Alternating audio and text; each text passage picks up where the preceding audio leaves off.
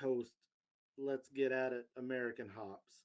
And, I mean, I wouldn't throw Phantasm at them. That's a whole other discussion we could have. But like, you're just like begging to be like, well, what if you put Phantasm and now you've got mango out of this cascade? But I do think that cold IPAs are meant to be.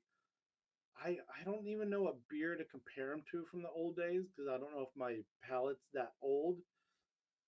But I feel like it's kind of like a drier version of anything Sierra Nevada would have made 20 years ago. Just this much more, because all of those Sierra Nevada beers have a little C40, C60, C15, whatever. Whereas this is like pills, rice,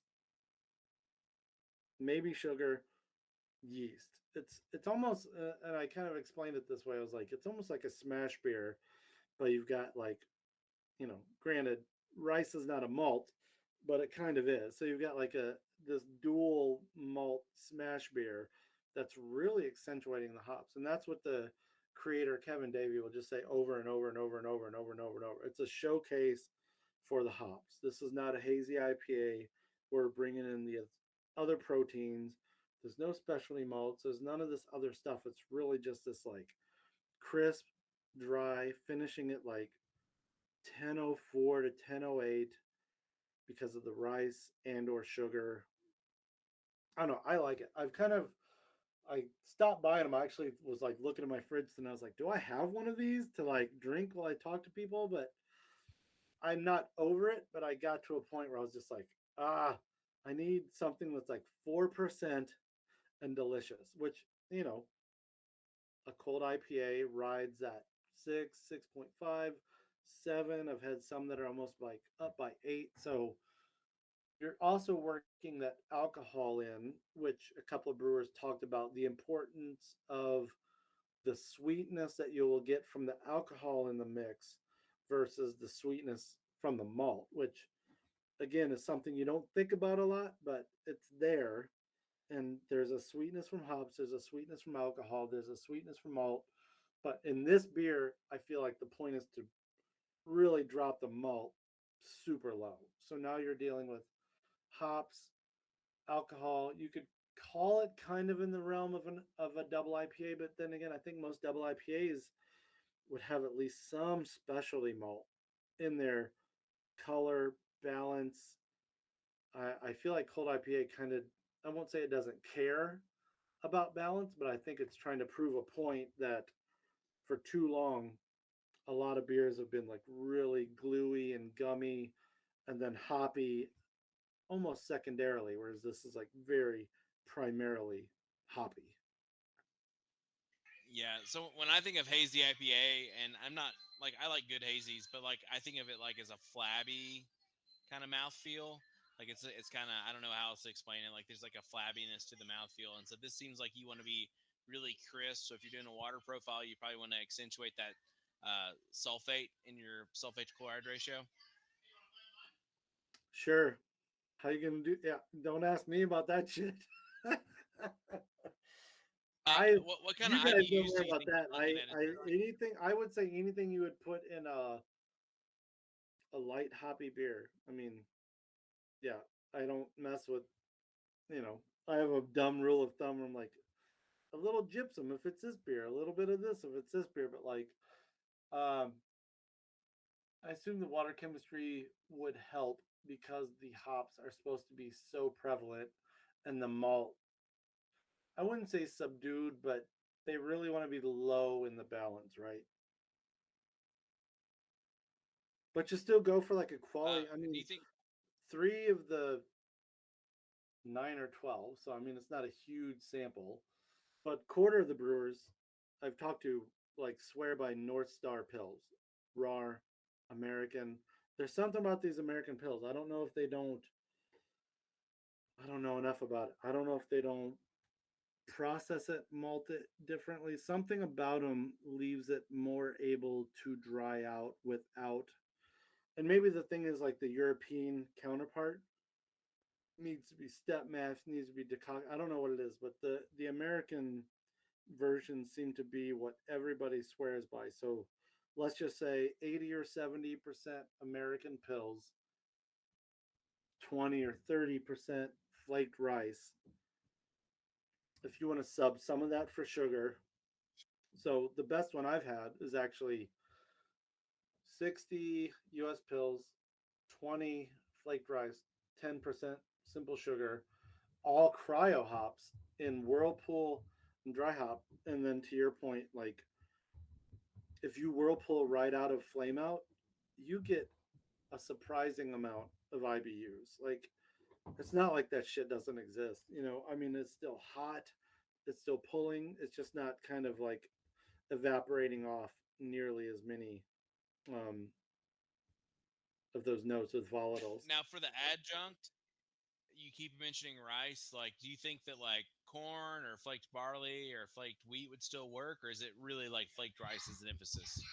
I think you could use any of it, but I think flaked rice gives you the points without the flavor impact. And again, what I've been led to believe is like this thing is just supposed to highlight hop. So if you could, it's almost like you could throw in sugar instead of that rice. But for some reason, people, I don't know if rice leaves a little bit more body and beerness to it.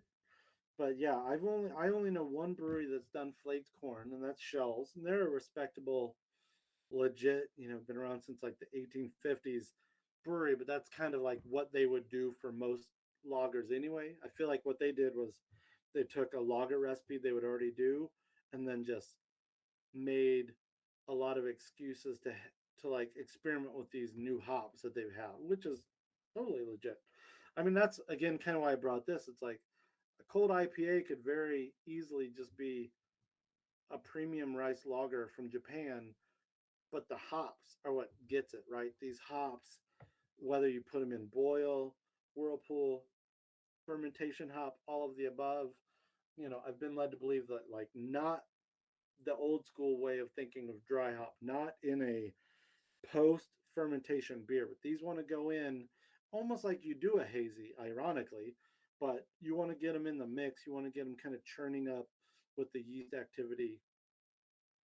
But because this grist doesn't have all of what a hazy IPA would bring, it kind of does a little something different. But I mean, I would say 80% of them that I've had are rice. There's something about the rice that dries it out, gets out of the way.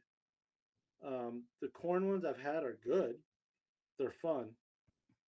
But somebody would argue, like, oh, that's not to style.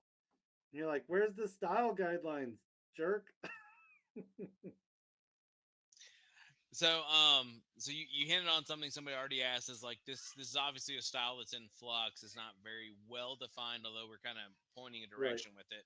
But Will Allward asked a question about like so pro whirlpool, like the amount of time it takes them to cool down like a flame out hop edition versus like a homebrew hop like flame out hop edition. Like so when we're talking about this, we're talking about like a homebrew flame out edition basically. Or are we? Or is that what the pro guys are doing too? Is like their flame out as well? So this is Will 2.0. Is that what you're saying? Well, he's the better Will. Oh, you're Will 2.0. Okay, I see. I don't know. I don't. So I will tell you the Northern Brewer kit that tastes absolutely delicious. We dumped them in at real flame out. We didn't cool it down at all. So we're talking 210. Um, Whirlpool down to probably How long did it take you to cool it? well, we didn't Did cool. you That's like what I'm put your saying. like Like immersion chiller in there? no, like that's what I'm saying. Like I believe he just put them in at true flame out. So 210. So again, I think that's an interesting way to go about it because you're gonna still get uh these hop aromas, flavors. But I will tell you that Kevin Davey, the guy who kind of invented it, very much talks about brewing it like a traditional IPA. So you might have a 60, 15 and 5 or 10 and 5, whatever, he I would say the Northern Brewer kit is a little bit already taking a little bit of liberty but I think it's because this beer proves a lot of points. Like it proves that like a lager strain no longer is this weird thing that has to be fermented at like 55 degrees. It proves another thing that like you can throw in at Whirlpool at 210 and get this different result than I'm kind of along the lines of what you might be suggesting. Like I would usually let it cool to 180, throw in these Whirlpool hops because I'm making up for the fact that I don't have this giant fucking like heat exchanger. Um, yeah, I think if you put them in, if you put your hops in at home brewer flame out and let them hang out, like you are still gonna pull, especially if you're smart about those hops. Like Chris England, who some people might know, um, in his pro brewery life, he puts these in it like at true flame out, and then but on a homebrew scale, he would tell me to cool it to 180 first. So I don't I think there's something about getting a little bit. Oh, but he uses cryo hops. That was my point. Sorry, I got distracted. Um, so I mean, there's all these differences. There's hops, cryo hops. It's just I would say whatever you find works for what used to be an IPA before the hazies. Try that with this grist and this yeast combo and see if you like it. I mean, you might if you don't like a bone dry IPA, I would not brew this style. I will say that. Like I also think it's worth doing because it's absolutely delicious and a lot of things move out of the way. But, if you don't like a yellow bone dry, I don't even know what the hell to call. I mean, before this style came up, I don't even know what to compare it to. Like maybe Saga, which is a beer here in the Midwest that's fairly dry and yellow, but it's just like it's unlike anything, and that's why I hate that like people want to instantly hate against it and like compare it to other things. I'm like, well, just try it. Don't even try brewing it. Like, just go try to find one. Like, don't waste your day and 5 gallons of beer brewing one. Just go find two or three and see if you like it. If you don't, then well, there you go. Like, it doesn't matter. But I think I don't know. These beers came around, especially here in Minnesota. They came around right around the end of spring when we needed something really light, and then to just see brewers get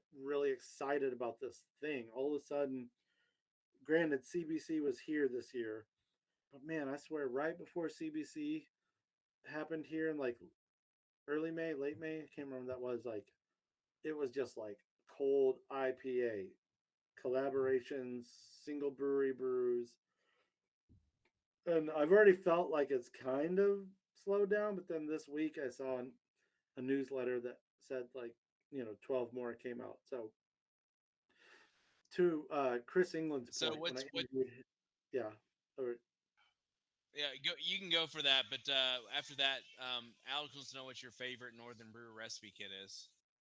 okay, yeah, I was just gonna say like to the point like Chris England talks about there is on the craft beer side there is the business of selling beer, right? And if you call a thing the new thing that everybody wants, you'll probably sell a bunch. But it's like, the version I almost went and bought today is from a brewery that does it with Chico yeast, really cold. You could argue that yes, that's still a cold IPA, but somebody else could argue that like it's not. And I don't know what the fuck cold IPA means. I still don't know, but I almost don't care. Maybe it's because it's like that's still cold. I mean, 62 is still pretty cold, but the idea is like, why would you take something new with this very specific set of suggested brewing guidelines and then immediately just be like, well, we've got two use strains, so we're going to do this, so we're going to do it at this time. I mean,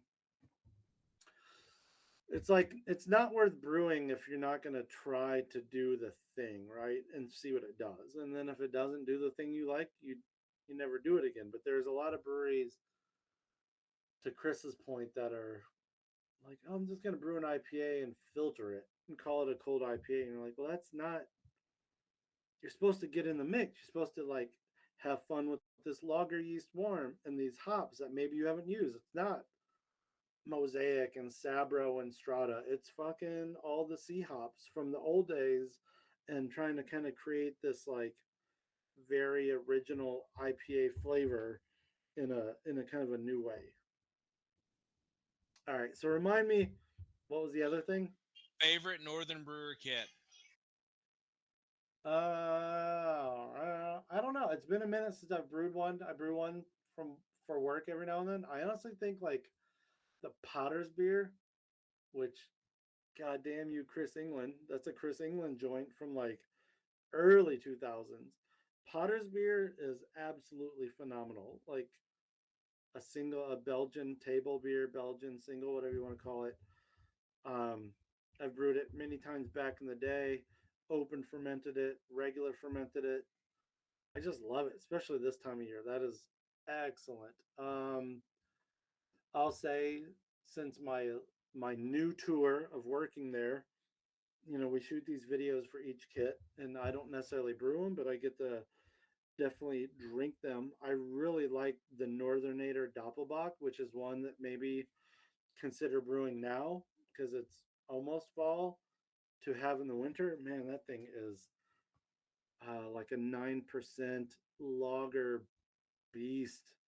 So delicious. So yeah, Potter's beer is rad. There's so many. It's funny. Every now and then we get tapped or we get volunteered to go into the warehouse and pick and pack orders.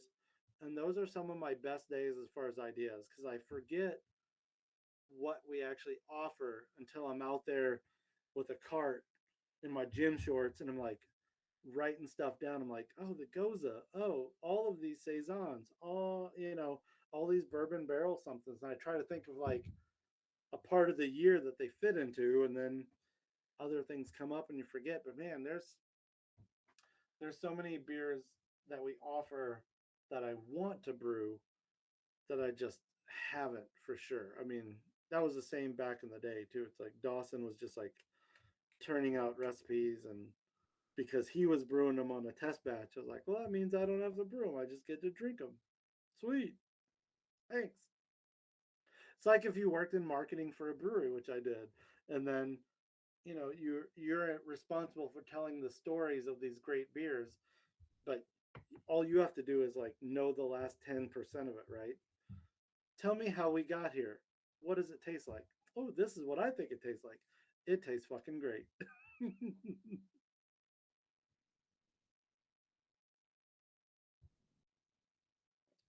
So we're gonna talk about mead days. Anybody got a mead?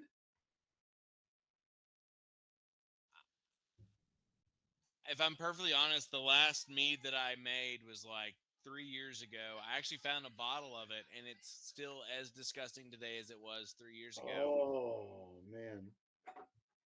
It was a I total absolute fail. I did a All right. mead a few months back, and I got at a festival down in Southern California, Homebrewers Festival. Someone had this low alcohol 3.5 mead with butterfly pea, rose, and orange blossom. And so Wow.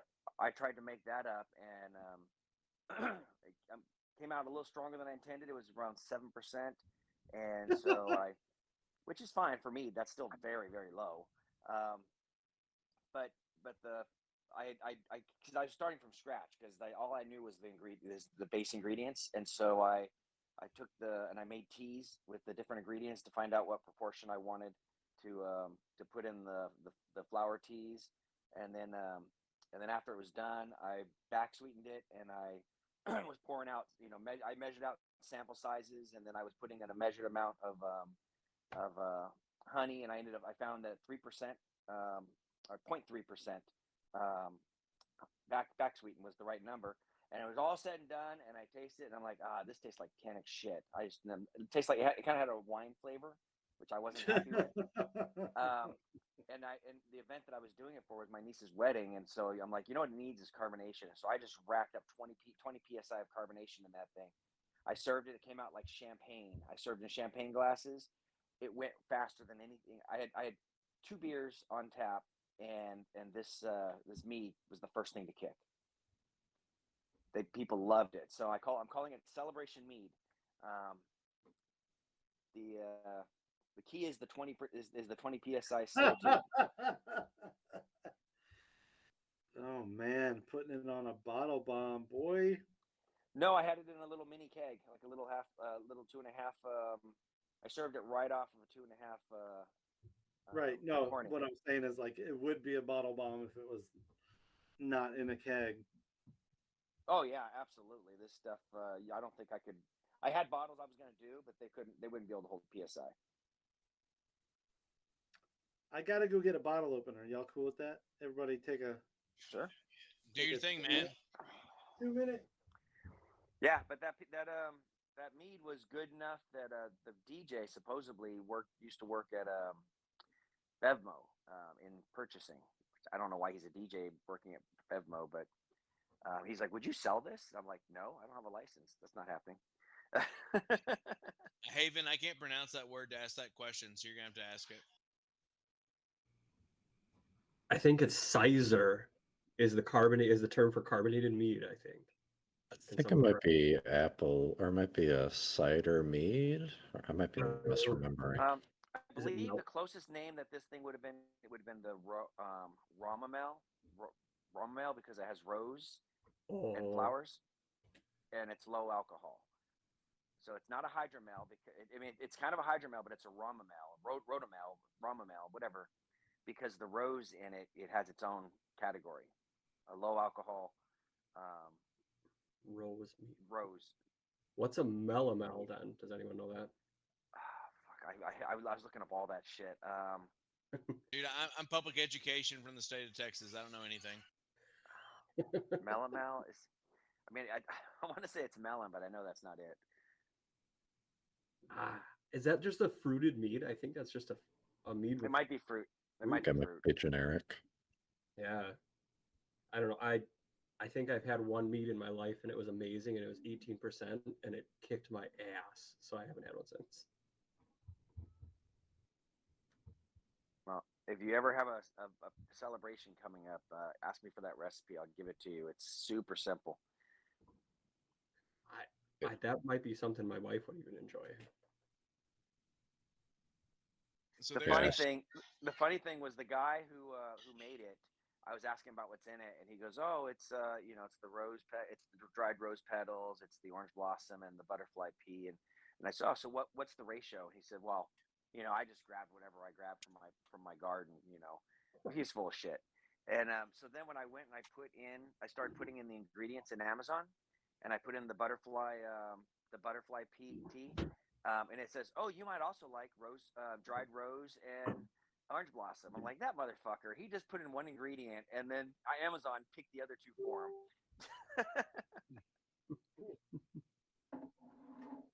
We've got a few really rad meaderies here in Texas that have served sparkling mead, and it's like they'll can it, and you can go find it at stores and stuff, and it's pretty awesome. Like it's again, it's pretty dry finishing, but the carbonation kind of gives it that nice little kick. Will, I was going to ask you, where are you? When I saw your Texas area code, you're northwest, right? Northeast? So that's where my phone number is. I live down here in San Antonio, so Gotcha. Okay. And then Alex lives in Houston, and then Havo here is another Texan who goes in between El Paso and Austin. Damn. Holy shit. Okay. Woo! It's a long drive. And I am nice and close to you. So I see somebody. Havo and I actually got to have a beer a couple of weeks ago. Somebody asked sizer term for carbonated mead. No, sizer is kind of a hybrid of apple cider and honey, basically using cider as your water, right, to create a mead-like beverage. So, what would you call a mead that is about 7% with rose with the different dried flowers and highly carbonated? Rose thorns. I mean, it would still be. I think it would. Are you asking if it's a mellow mel? I mean, I think if it's anything besides just honey, it becomes a mellow mel. Even though that seems unfair to that beverage, because that is I, fairly I, innocent enough. It's not like a black currant. It's not like a big chunk of a jalapeno pepper or something like that. I think the rose makes it a rotomel. That's right. I actually heard that phrase. Okay, that's crazy you said that. I heard that phrase recently because of. So I'm doing this. Somebody gave me more credit than is worth, as always. Uh, what's that?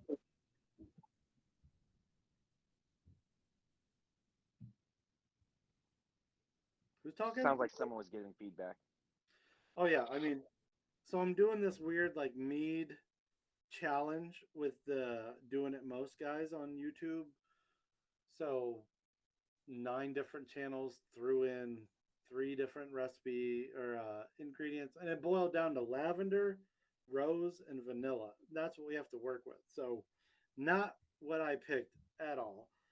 But I was talking to Fletty the other day, and he said that he's made meads before with rose petals that are called rotomels, or and I was like, well, what if we use rose hips? That's still a derivative of rose, but it sounds like kind of a disgusting combo. But I bet you money we'll figure out a way to make that fun. But I put like oak in primary.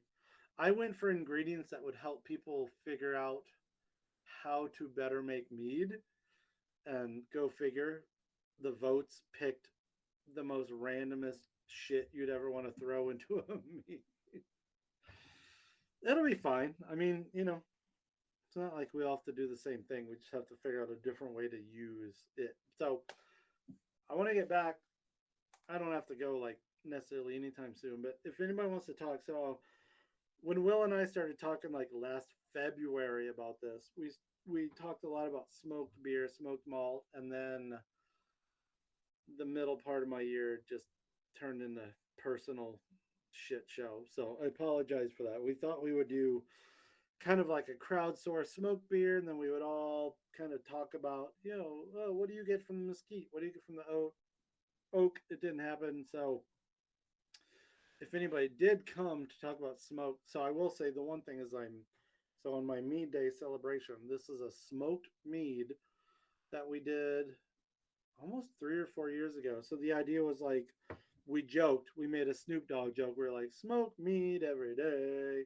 And then our friend Fletty was like, what the fuck would that, how would we do that? And we started talking about it. So this is a mead that started on a grill with mesquite pellets and orange blossom. And he basically stirred it. He kind of smoked this honey by exposing the top layer to smoke over and over and over, fermented it out. It's pretty good. Even it's got to be 3 years old at this point. It tastes surprisingly good. Its first sip is way more floral than it's ever been, but the back end of it is pretty woody, smoky. It's not necessarily campfire. It's almost like a little more food smoke. So, but that had been our plan. So if anyone wants to talk about smoke malt, I haven't messed around with it as much as I wanted to this year, but I'm about to going into the fall. And I think part of that is just giving up on the idea. So I want to do these little mini batches with these malts that were sent to me from Portland. It's a mesquite, an oak, and a maple. And I just kept running out of time to do it with Pils malt. So I think what I'm going to do is just use Pils DME, steep the smoked grain, and see what that gives me. Maybe in the future I'll be able to do it full scale, but this is the thing with doing videos. It's like, well, what do you want to do versus what do you have time to do? and what are people waiting for you to do. So I think I'm just going to do it with some DME. I found DME to be the most kind of innocent malt profile and sugar um, producer that I know. But does anybody have any I'm questions? gonna go combo loco. So there's some stuff that people are interested in, like Norwegian farmhouse ales, and I'm curious about smoke. So what role does smoke play in the Norwegian farmhouse ales that you experienced, and how does that all kind of interplay? Yeah, in the ones that I've had, it's actually really important. I would say I want to say it's second important to the juniper, but I actually think it's first important because if they're doing it the way that when I went to Norway and saw it done, it is how they, I mean, smoke real wood is how they fire the kettle. So you're just kidding, kind of getting this smoke influence all day long, like over, I don't know what you call that, convex, concave, whatever. Um, like the juniper is in a lot of these beers, they're steeping it the night before. It's in all of the water sources, but the smoke to me, so in Voss, the smoke comes from how the fire is fueled. But if you go to like Stordal, which I've never been to in person, but people have sent me stuff from it, and it's just like they actually take a pale malt and slow kiln it over alderwood. Not even like, I don't know if Vireman, I don't know if those Vireman beechwoods and Breeze cherry woods, if they're dried over it as much as they're hit with it once they're, so, this malt is this malt, it is kilned, it is ready to go, but we're going to wet it and hit it with smoke. Whereas like these these alderwood smoked in Norway are, they are kilned with smoke heat, and it's noticeable in how much more in depth and saturated it is. So I would say, depending where you're at in Norway, it could be less important, but I do feel like true farmhouse ales aren't being brewed over propane tank. They're not being brewed over like dark star burners and bio banjos and bio classics. And so I feel like it's pretty important because that's how a true farmhouse brewer would actually heat the mash. Now, whether that's in the malt or just in the liquid, but I was shocked, once I went and saw it being done. I was like, that's insane. But they're also brewing it, like Ivar brews it for like 14 hours. So, of course, it's going to get all this smoke in the liquid. But his malts are not necessarily smoked at all. He does like a combo of like 80 pills, 20 oats, because that's what his farm would have done 200 years ago. The idea is like you're mimicking what your farm would have grown, even if your farm no longer grows malt. The idea is like, oh, I'm going to pay tribute by doing 80/20 pills, oat, mash. But man, I mean, their brew days are just so ridiculously longer. I So was kept he trying to want using? to like cut corners, and he was like, he wasn't offended, but he just thought it was funny. It's So was very he using American like? of me to come in and try to be like, let's make this shorter. He's like, why don't you just sit the fuck back and watch what's going on? It's like, okay.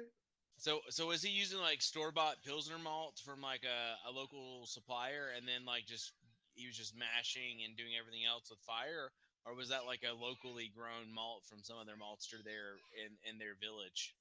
No, in that case, and they've, even in the 3 years since I've been, which is ridiculous. I swear I'm getting these episodes out, and y'all are gonna be like mind blown. But like when I was there, he went down there. There was a guy at a shop that owns a pro brewery who would bring in sacks for the local brewers. So he bought, I can't even remember what it was. I've got video of it, but it's Vireman or Castle or something. But I feel like a lot of these guys are trying to get back to a place where they do grow it. I mean, I know that Ivar is trying to grow grain. I've seen experiments over the last couple of years where they buy unmalted grain and like throw it in the creek and let it hang out in a creek for 3 days. It's just like I feel like there's a small subset of people in Norway who are trying to slowly figure out how their ancestors might have done it, which is really cool to see, right? They're trying to tap back into this idea of, doing it all. But they have no shame in having to buy modified commercial bagged malt. There's definitely no one um, putting the speed bump on brewing because of that. I think in the end, most people think that their brew house itself, their brew cellar, has enough character to lend to a beer. Maybe they've got their own Kvike. Maybe they're using like a Journes Kvike that's been slightly evolved because of being in their cellar. I mean, I think that's the idea. Is like they realize they can't do it all from scratch. I think they want to, and they're on their way back to that. But I think right now the Kvike is more important than the homegrown hops or the homegrown malt and the home kiln malt. The Kvike is still the thing that is going to kind of work the magic. Although I have no doubt that if you had 100% homegrown malt hops, I mean it's going to do something very different and magical. But right now I feel like the the focus and the emphasis is still on the Kvike, if you want to call So them strains, the strains. so speaking of Kvike, so most of the Kvike we get here is like it's an isolate of some, imperial whoever they're picking out an isolate. So, for in your experience, like when you have like an actual Kvike culture from Norway versus like the isolates we get here, what kind of differences are you seeing? I feel like they're way. I mean, if you can believe it, they're even more active. I do believe they just have like this layer of flavor, and like my friend Ivar would explain it in this way that like these, whether it's a slurry or these dried flakes that you've dried from the slurry, they expect, they almost deserve a certain kind of work, but they definitely expect a certain kind of work. And over the years, they've gotten good at fermenting. You could almost argue, I haven't thought about this. This is kind of nice. You could almost argue the humans and the yeast in this point, or the yeast culture, kind of have a very symbiotic relationship, right? Because the human is willing to make this very specific yeast. It's mashed high, it's mashed long, it's always boiled long. Like the shit's an insanely long brew day, and I think that's because they know these kvikes want these really deeply boiled and caramelized sugars, and they still chew through them. Whereas like I don't know if once you singulate them, are they still that intense? So it is true, right? Like these labs, unless they're making a blend, like Viking from Imperial is a blend of three single strain Kvikes. But the idea is like a Kvike could be five yeast strains and three kind of question mark strains. I mean, they won't call them wild, they won't call them bacteria. It's just kind of, you're going to get different. They're definitely cleaner Kvikes on an indigenous scale than there are. There's cleaner kvikes. There's more complex kvikes. There's kvikes that are supposed to that want that like hard boiled, as they call it, work versus the raw ale, like something that maybe was never boiled or boiled for like 5 minutes, just enough to sterilize it. Yeah, it's funny to think about because it's been so long since I've been there, but none of that's changed, right? Only what I know here has changed. And if anything, they're getting more. They're really trying to like they're trying to convince UNESCO to kind of like dial into this. They're really trying to get farmhouse brewing and Kvike as part of farmhouse brewing. onto kind of like the international landscape, even more than it is just for a bunch of home brewers or pro brewers that want to make beer quicker. So when is the Chip Walton Hornindal Farmhouse Ale Festival tour going to happen? That would be cool. I don't know. I don't know. I know that Ivar is trying to get here. Like now that COVID seems to have kind of leveled out. You know, he was supposed to come here a couple years ago, and then all the shit went down. So I mean, I'm not doing it without my buddy Ivar because Ivar will come over here and be like, "This is how we do it." Get Lars over here. Ooh, man, that'd be so. I mean, they've already done it in other cities, right? But it'd be super fun if I could get like the 12 or 14 people I know to commit to come here. Woo! It'd be fun as hell, man. Everybody be in the Twin Cities.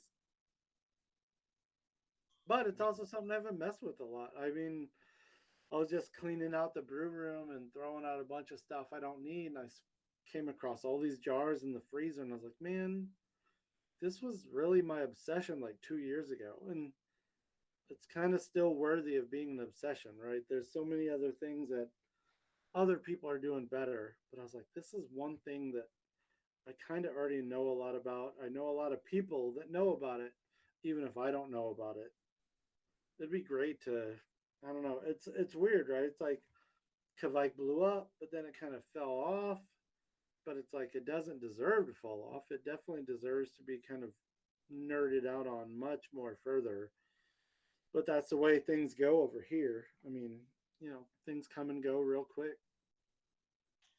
It's a little curious that like the trends are like, how do I brew ales really hot, and now people want to brew lagers, at least in a relative sense, really hot with Right. cold IPA. So basically, we want to brew everything warmer, is what I've decided. Yeah, it definitely moves things along quicker. And then depending what you're talking about, I mean, it might not hurt it. I don't know. I wonder how much myth making is in loggers once you start talking about cold IPA. Granted, not every logger wants to be this hoppy ass, beer. It doesn't. There's still plenty of reasons to brew a great beer that sits in loggers, but they definitely aren't cold IPAs. I mean, here in Minnesota and probably across the country, like all of a sudden we're seeing Oktoberfest, we're seeing fest beers. I bought two of them this last week. I was just like, man, these fucking beer.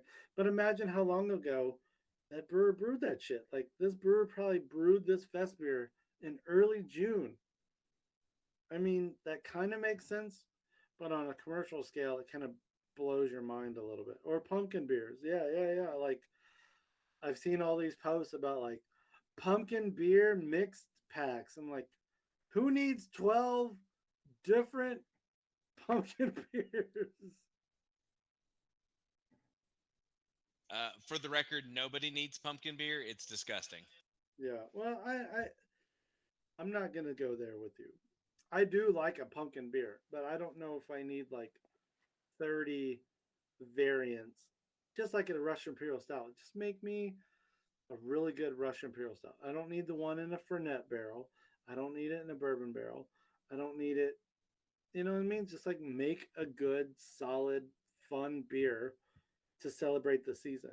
But don't try to make money off me like 8 times. We're gonna have Um, New Zealand pumpkin beers, and we're gonna have South African pumpkin beers, and German because pumpkin That beers. that all sounds because of the excellent. hops. so it's funny you mentioned barrels and some of those things because like I consider like I feel like breweries come along like, well, this beer isn't quite good. Let's throw it in a bourbon barrel and see if we can still make money off of it.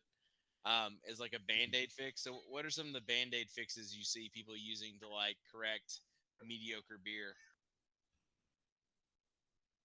It's a good question. I don't know. Honestly, up here still in the Midwest, upper Midwest, I think all they'd have to do is just give it a fun name. And that sounds embarrassing, but like, I don't know. I mean, really, they would just have to like that's where marketing kicks in, right? It's like a good story, regardless of what it tastes like. I've probably fallen, I've fallen a victim to mini beers that are like really good storytelling, and then when you buy it, you're like, what? Damn it. So I don't know. I don't know if people are. I don't know. I don't know how to answer that question. So you have Barrel a aging would be a way blending, but I don't think most people give a fuck about blending. I don't think most people have the patience for blending. I think most breweries just throw it out there, man, and they hope that diehards, in one strong weekend buy most of it, and then yeah, I don't think people are like throwing. Unlike home brewers, I don't think pro brewers are like throwing Brett into something, or I just don't think there's that nimbleness to do something wacky. They kind of just take it on the chin, or they sucker somebody into buying it. Better Will always has the real questions. With he's curious about if you were a pizza, what kind of pizza would you be? Man, I would be a Quad Cities dill pickle pizza. At least at the moment, man, dude. My wife and I are all about everything dill pickle, and so there's a Quad City style pizza, which is Quad Cities are the four cities in Illinois and Iowa, pretty far up north, northwest Illinois.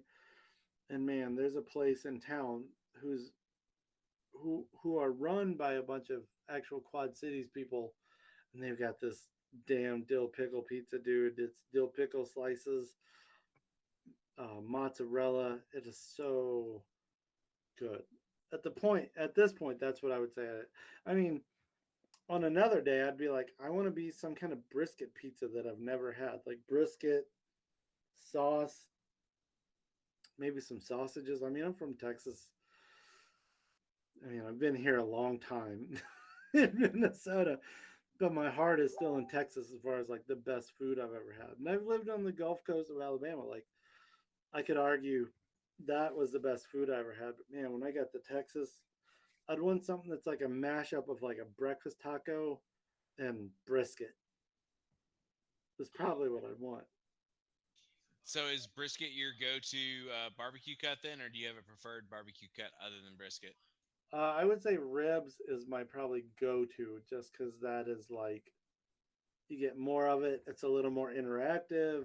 Ever since I was a kid, man, my birthday meal, so many birthdays when I was in my single digits up into teens is ribs. But brisket when I can find it, which is pretty actually common up here now at this point. But earlier on, it wasn't when we moved here. Like, man, brisket is just so good. It reminds me so much of Texas. But the ribs are kind of like something you can do anywhere, right? Like everybody's got ribs. So ribs are kind of a little more like user friendly to the process and the game. But man, brisket is definitely, if I can get brisket, I would get, I honestly like smoked turkey is what I will get. And no, like only a few places in Minnesota do it. And one of them is from Texas and they Sounds understand. like you need a smoker.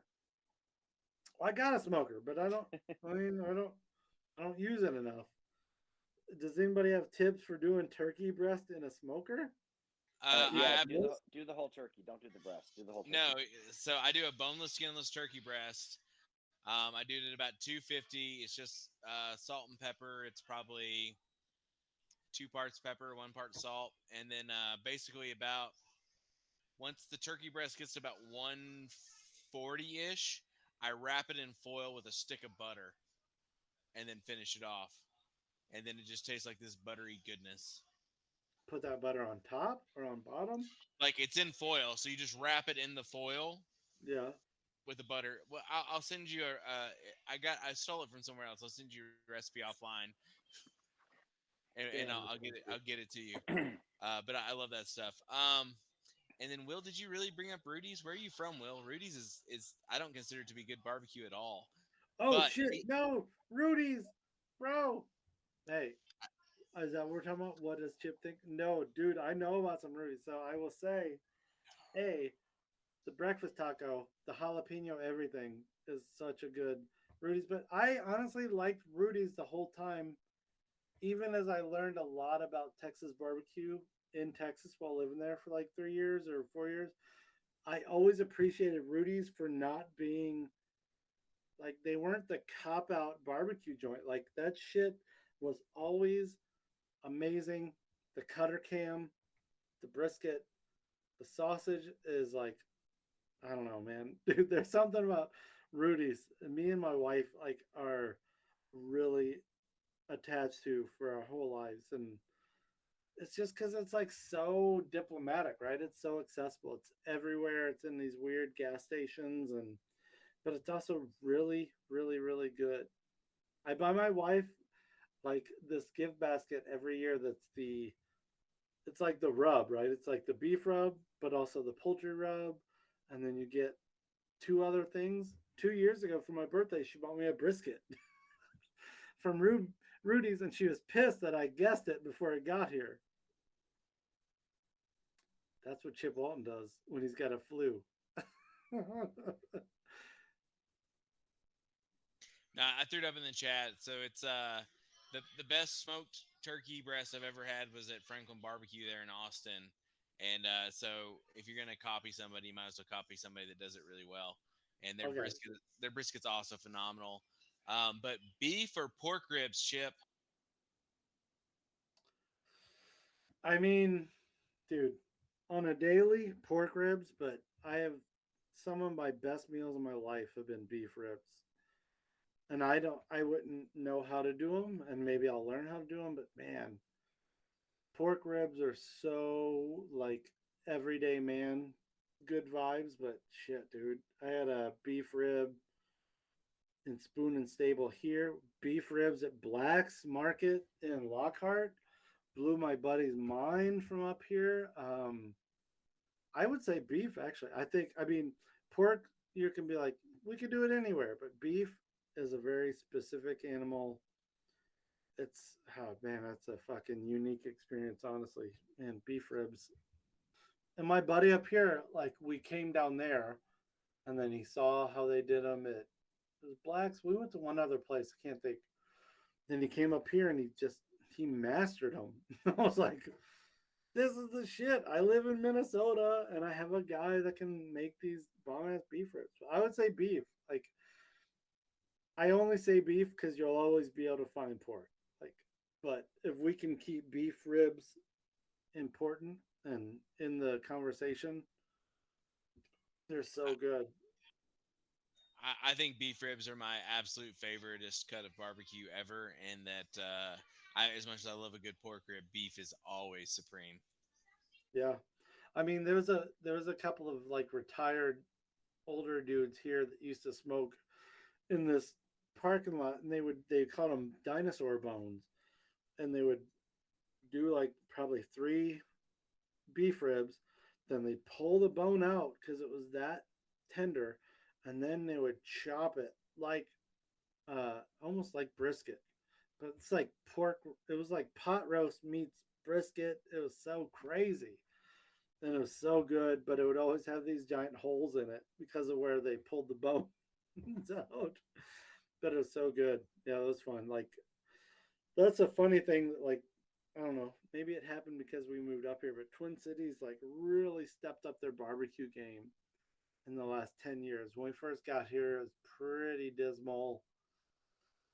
We encouraged a bunch of people, but next thing you knew, all of a sudden they were just like, and it's funny, it's a lot of it's tied to brewery tap rooms. Like a few of these brewery or these barbecue spots opened essentially because a brewery tap room gave them these,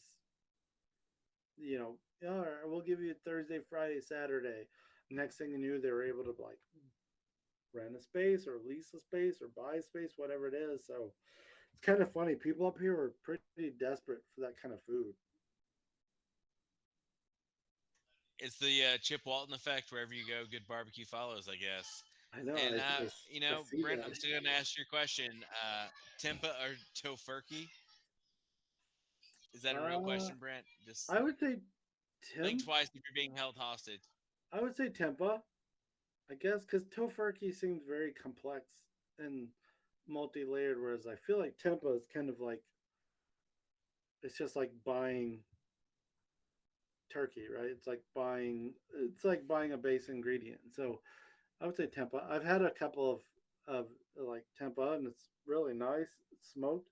Some kinds of got some bumps in it from whatever's in it. I don't know if that's lentils, chickpeas. I don't know what's in a Tempa, but I would say Tempa over Tofurkey because it's less Boy, work. Yeah, it's more of a base ingredient than Tofurkey sounds fucking absolutely insane. Brent's answering. Hold on, everybody. What else do we miss? no, I think Tempeh Uh, soy. I think. Ooh, oh, Weaver that or makes sense. pellet smoker?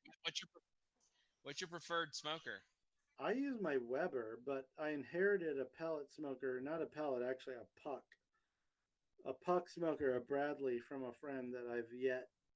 I think tomorrow's gonna be the day we might ruin a meal tomorrow, but in order to figure out how to use it, I think tomorrow is the fucking day. But up till now, like it's all been Weber, man. Indirect Weber heat is my jam. Louisiana grill. Okay. Yeah, but I've never had a pellet or a puck smoker till recently, earlier this summer, and then I've never used it. So I feel like today's the day or tomorrow's the day.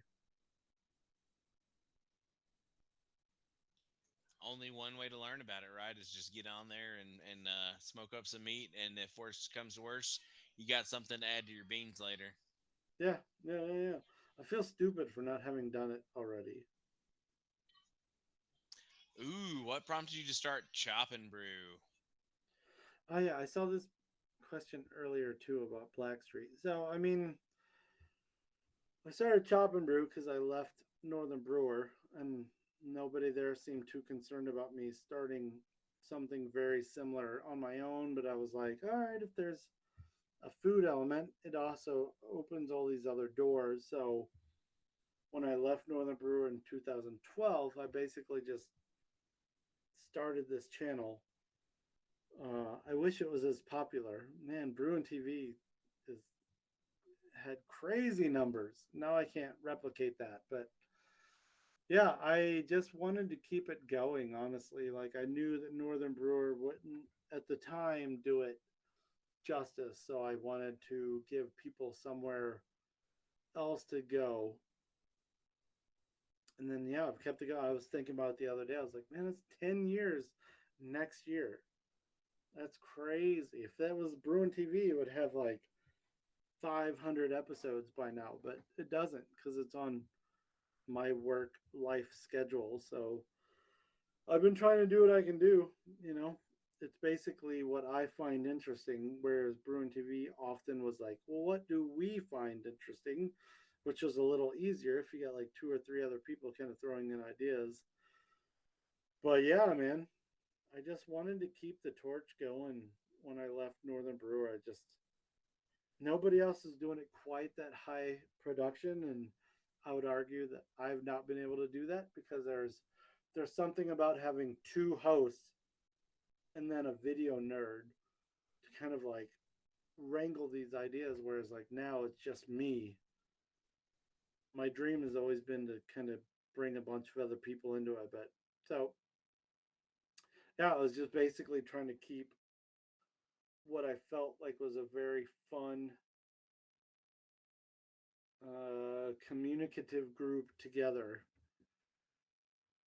over here instead of over here. But now I'm back over here, so I care about both sides of the brain again. You know, I do care about Northern Brewer finding people, and so someone else's question earlier was about Blackstreet. So like Northern Brewer is not as independently owned as the last time I worked there, and or when I left because it wasn't as independently owned all of a sudden, and you know, we brought in Austin, we brought in Adventures because those those companies specifically wanted to find a way out. It's not like we went out and bullied them, which is, I don't know if this will ever go public, but that's one thing I definitely want to be known is like we didn't go out shaking these companies down. All of a sudden, just a lot of homebrewing companies were interested in getting out and for, to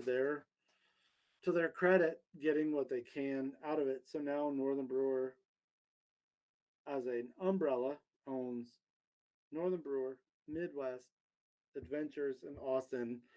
It's tough to swallow. I know for a lot of people in Michigan and Texas. I mean, I started in Austin. If I lived in Austin right now, I'd be like, "What the fuck? Where's my store?" But it's just weird, and I can't say it any way other than that. It's just if we want our hobby to survive, it's just like a lot of things, just like craft beer, it's just like a lot of other things, just like it's tough for so many players to be out and trying to feel good about what they're doing, whereas a lot of other people are interested in being like, well, this is what I did and I want to dip out. So now Northern Brewer is shipping a lot of stuff and we've all been in the warehouse a lot, and that's all I can say about that. I mean, like, it's tough, right? It's capitalism. It's weird to see like a hobby go into that space, but it really is a reality. And it's been tough like the last month because I'm on the social side and the digital marketing side. There are a lot of people that have just been very pissed. I mean, you bring four companies into one, things slow down drastically, shipping dates and stuff. So it's tough. I know we're getting back to that point, but it is, I mean, even a powerhouse kind of logistical hot spot like we have, and we're not like hiring evil fucking geniuses. I mean, we're just like hiring really badass people to do what they do, but it's just like, man, yeah, it's almost like you forget how much people homebrew until you're like, oh, people homebrew this much, even in the summertime. That's the scary part. It's like come fall when it actually usually picks up, you're just like, oh shit. So it's tough. I mean, it's weird. The industry is, you've got all the brew tubers that are doing their thing, and then you've got the industry folks, and it's just this thing that I'm constantly as a home brewer first and anything else second, whether that's marketer or videographer. It's always funny to see, but I want it to survive. I mean, you don't not want it to survive. It needs to survive for the hobby, for the competitions, for the industry. I mean, for everything. So I will say that like Northern Brewers definitely busting their asses. I know they've gotten their asses handed to them a bunch in the last couple of months, but we're busting our asses. We're trying to do what we can do. We're brewing. I think it's hard, really hard right now because I know homebrewing in general is in a big lull. Like it seems like the whole thing. Some of the YouTubers I've talked to, they've talking about the lack of clicks or the lesser amount of clicks. I know even talking to some of the brewing websites, like they've gotten fewer clicks and stuff lately. And even like homebrew shops, like I know our local homebrew shop in San Antonio is about to shut down here in the next month or so. So I think it's just a really tough time for home brewing. I think it's going to be a lot of like Northern Brewer and More Beer and some of those guys like kind of keeping that torch going until it picks back up again. Yeah, it's tough, and I don't know 100% what it's from. I would assume it's from, I mean, even in like 2012, 13, it was very clear that, I mean, Brewing TV got in at the very peak and made it fun and made it this, that, and the other thing, and then it dropped. And then, I mean, I honestly think it's partly because there's just so many breweries. Like you can go get, for the most part, what you want somewhere. Granted, what my home brewing has come back to is stuff that I can't get, whether that's Norwegian farmhouse ales or even just other beers that, like, everybody around me is making hazies or like crispies, and so I think that's part of it. And then the other part of it is just like I don't know. I think people don't have the time for it, which is weird because we all did. But so that's something I've tried to wrap my head around. It's like, all right, how do we not make this seem like a microwave meal, but also maybe not take as long as we know it can take. So I don't know. It's tough. And I know that from like surveys that we've put out. Like people's biggest complaint is the time it takes to do it and then the time it takes to wait to get it. So it's like, I don't know. It feels like the answer is just go out and buy the beer you want, but I don't want that to be the answer, obviously. I want to encourage people to like figure out it's like cooking, right? It's like you can go out and buy the thing you want, or you can like cook it and own it and understand it a little bit more. I think everybody just needs to read the short and shoddy series on philosophy, and then they can cut all the corners that they need. Yeah, 20-minute boils. Yeah, I mean, the tough thing with Hey, cooking, right, for is an 20 you're like, minute, hazy, 20-minute boil. That's crazy. It's got to be 30. with cooking, you'd be like, what am I in the mood for to eat this evening? And 2 hours later, you've got it. Not like where home brewing is a little bit more. What am I going to be in the mood for a month from now? yeah. I mean, I've definitely thought more about I that. know It's you can like, do a brisket. how do I lean into the chop side of this? Because that's so. I mean, the most popular videos on our channel are food, and it's some shit you can turn in a night. But it's like in the end, it's not what I'm most interested in. So I don't know.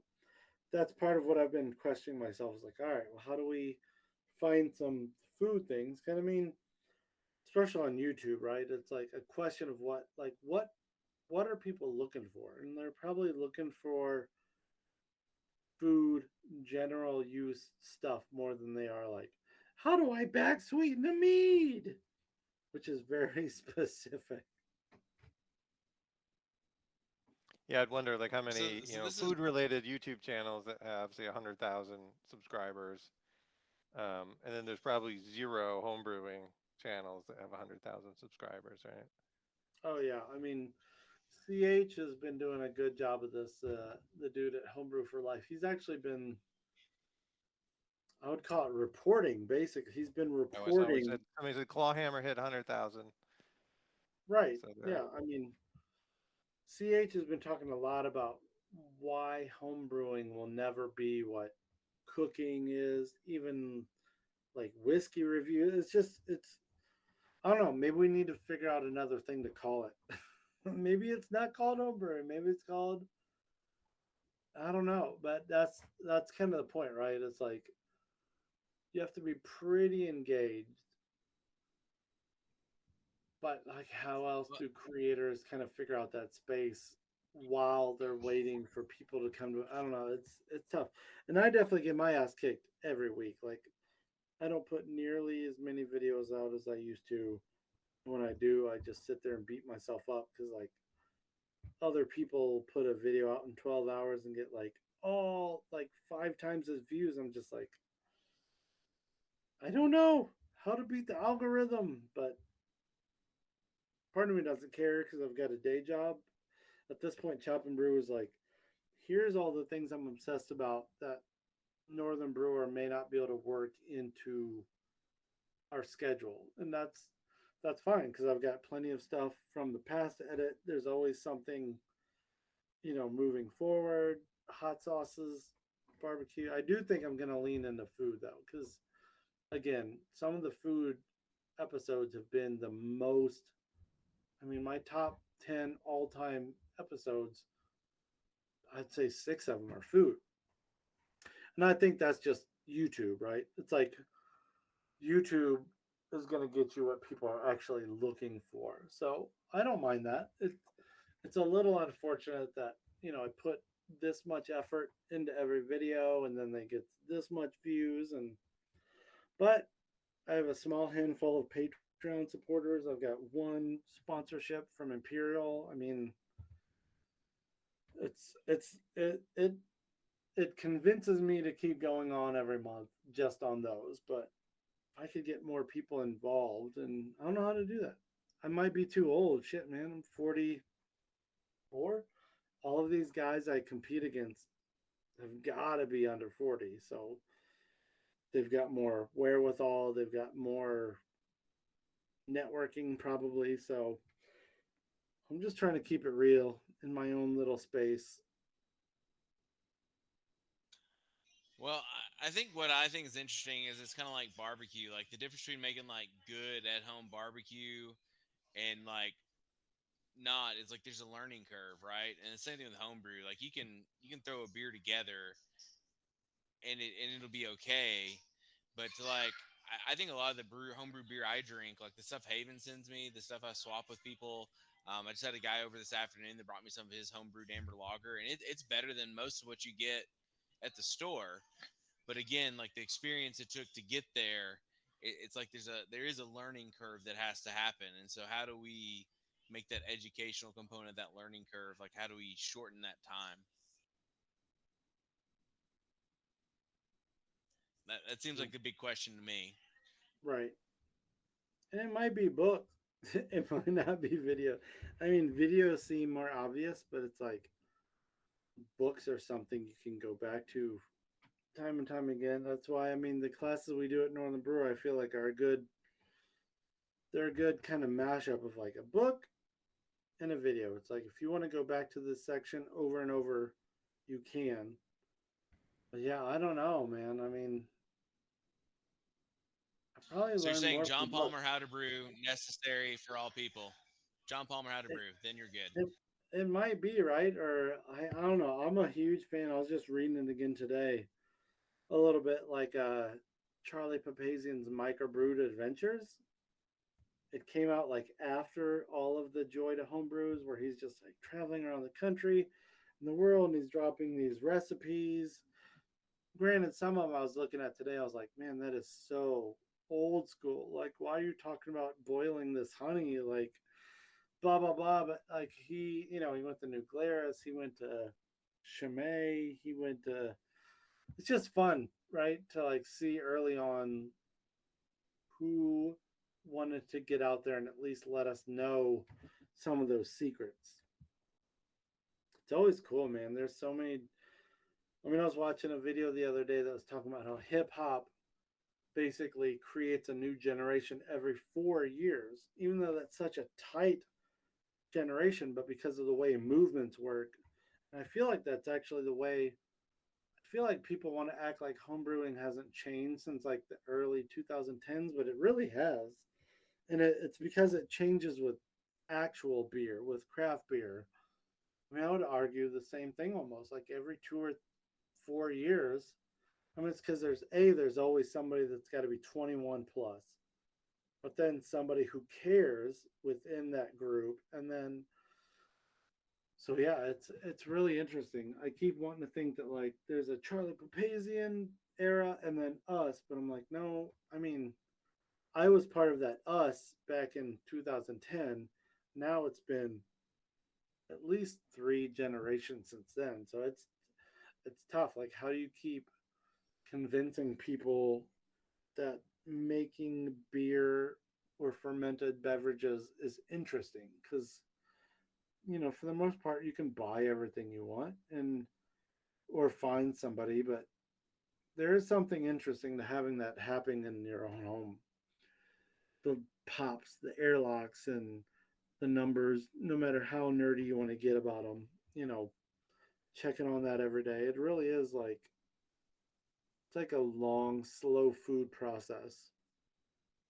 I do think the freshness of homebrew is one of those things that's hard to beat. I live on the East Coast, and I'm reluctant these days to buy a California IPA because sometimes they're incredible and sometimes it's like cardboard crap, like and or even like local breweries that they can their beers. They may not have the best canning process, and some of those beers are great on tap. They don't last very long in the can. Whereas I have a keg sitting in a fridge, that it was transferred into that and avoiding oxygen, and it's to me, that's to me why I homebrew to some extent is that I can, like, I don't necessarily I can brew better beers than what they can brew commercially, but I can have better beer on tap at home than what I can buy commercially. Yeah, See, it's kind for of me, And it's also, to some extent, there's the cost of being at a pub versus, the $8 pints or, you know, when you get to that point, the cost of homebrewing starts to be competitive when you're talking $8 pints at a pub versus, $40 for the ingredients to brew 5 gallons of beer. for me, I got into home brewing because the all the breweries in West Coast kept going more and more hoppy, more and more hoppy, more and more hoppy, and that's not the direction I like. So I'm like, I can't find it. I can't. I kept going to craft places. I couldn't find the beer I wanted. I couldn't find just like a nice amber or something that's nice, something that's malt forward, and everything was hop forward, and so I started home brewing, and now I'm making the beers I like, and now I'm starting to see some of the craft breweries are starting to move back towards my direction, where you now when you go there, there's usually something that's malt forward, and it's not all just hop bombs. yeah. I feel like homebrewing's kind of gone back. It's a little weird pendulum. It's like, well, if you don't like fruited sours and hazy IPAs, you pretty much have to kind of figure out how to make it again. Whether that's a pale ale, whether that's an English pale ale or English bitter. I mean, I feel like we're kind of swung back to why our people originally homebrewed, right? Because they couldn't find what they wanted to get.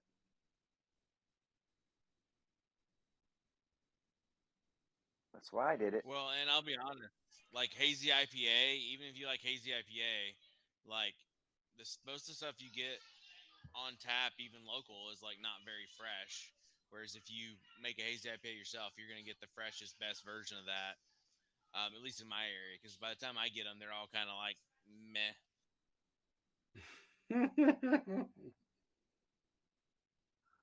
What I found is after I started making my own beer, I just started noticing just how out of balance a lot of the craft breweries in the area are. They're just the beers they make just aren't balanced. They're too much this or too much that.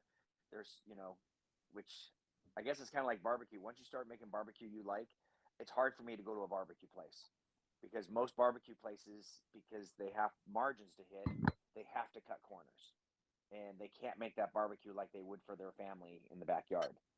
And I can taste the difference. Well, too, like when I compare homebrew to brisket all the time, like it's one thing if you're making one brisket in your backyard, like you're gonna put a lot of TLC in that thing, versus if you're making 100 briskets in your restaurant, it's a little harder to pay that much attention. So like homebrew too, like you're it's your baby and you're focusing on it, so that's really important.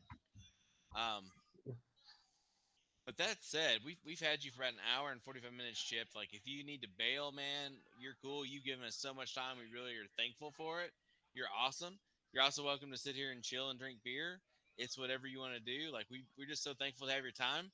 But why don't we talk about something really happy instead of uh, the decline and fall and the eventual rise of homebrew? Let's talk But about something you happy, still want man. that Like, that smoked turkey recipe. Yeah. Brine it, uh, inject it. The brine is obviously salt. The injection is going to be butter and maple syrup combination. Then rub it with some kind of spicy rub, like a Creole rub. Um, when you the pro tip on your turkey is when you're getting your smoker up to speed, bring your turkey out and then set it on the counter and put a bag of ice on the breast. It keeps the breast cold longer and lets the dark meat start to warm up. And so when you cook it, your breasts aren't going to cook so much faster than the dark meat. What the So fuck? icing Like the bread, the bone and the bone and the dark meat kind of start to warm up.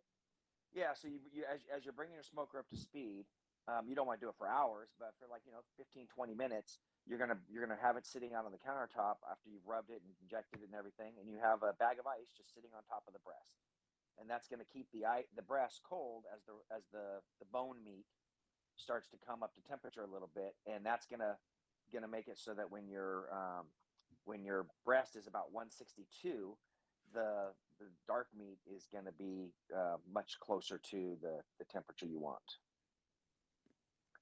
That's awesome. I never heard of that.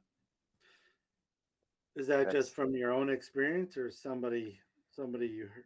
I don't know. I'm a research guy, so 15, 20 years ago when I started getting into barbecue back in 2006, I think. I just was researching everywhere, and so I'd come across stuff, and I think I came across that particular tip on. There's a website for the Smoky Mountain Weber called the Virtual Bullet. I'm pretty sure that I saw that in a recipe in that site.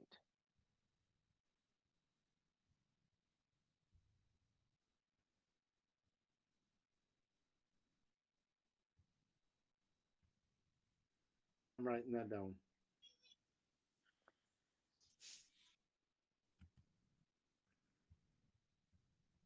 And then basically when I do that, I pull the whole thing when the breasts get to 162 for about 5 minutes. So I don't run it up to 165. And let it rest for 5 minutes? No, so the FDA or whoever tells you what the safe temperatures for food is, they always say 165 is for turkey, but that's 3 seconds at 165 is going to kill everything. But for when you get up to 162 for 3 to 5 minutes, that's enough time at that temperature to kill off anything. So you don't have to run it all the way up to 165. You can cook it at 162 and have very safe food. And then that 3 degrees is the difference between a moist turkey and a dry turkey.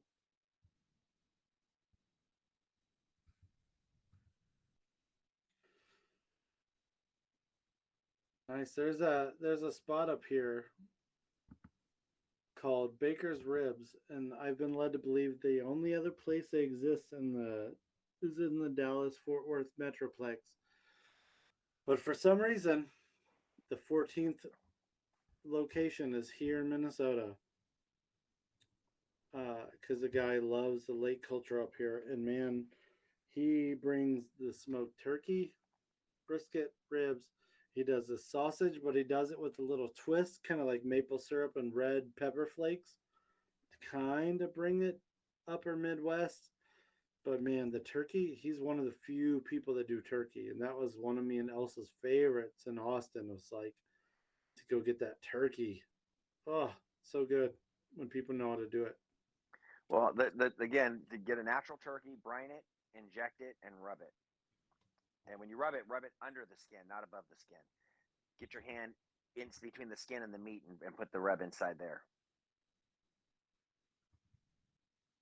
So turkey, brine, inject, rub.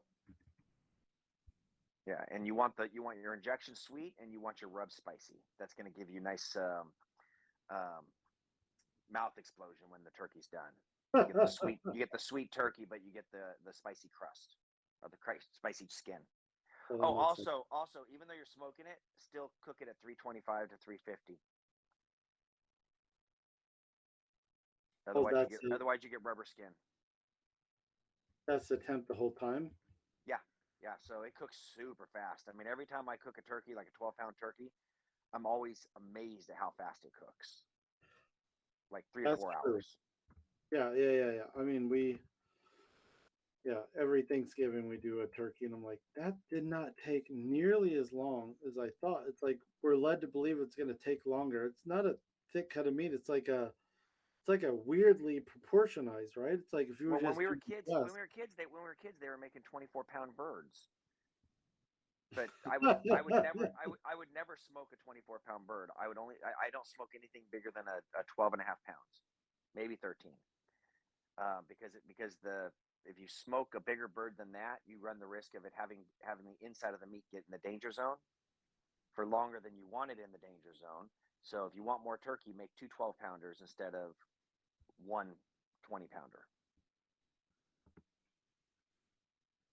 Have you ever spatchcocked that bird? I have never spatchcocked. Every time every year I tell myself I'm going to do it, and every year I'm like, fuck it, I'm not doing it. Yeah.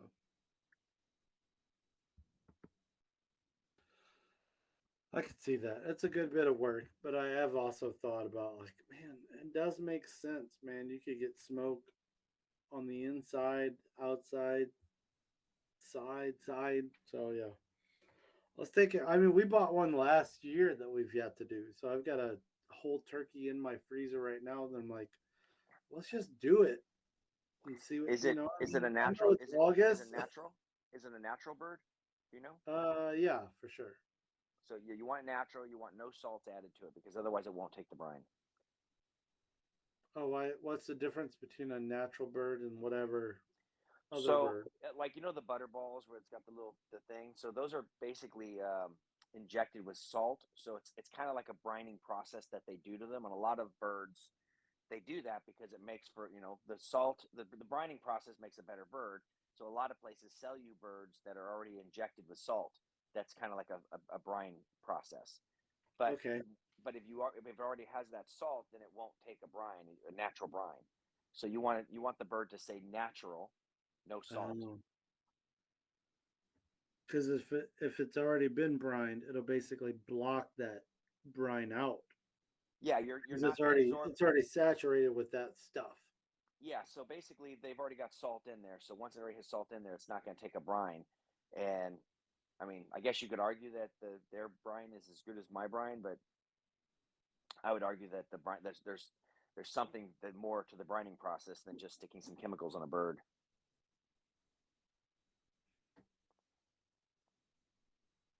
And the brining process is also one of the things that keeps it moist. What do you know about that buttermilk? The what? The buttermilk. I don't I know hear anything people about talk buttermilk. about the buttermilk brine all the time. No. Never.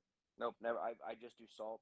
So my understanding of brine is and um, it's salt and sugar and water, and that's where the chemical is happening. The chemical react. It's all the chemical reaction, and then when you put in flavors, every flavor you put into the brine is just so when you're actually pulling the bird out and getting it ready in the morning, it smells more like Thanksgiving.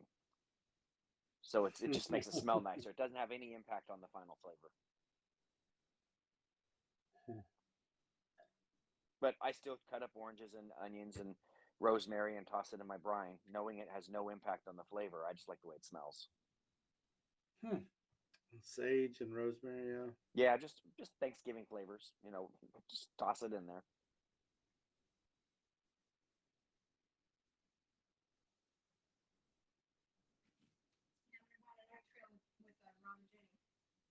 Okay.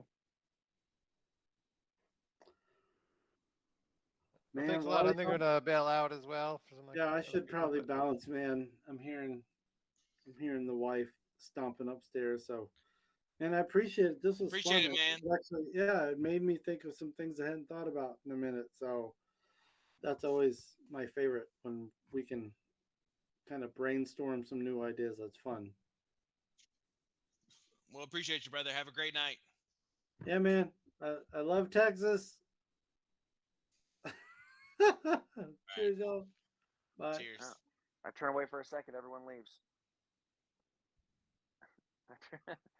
All right. Well, it was good chatting with you guys.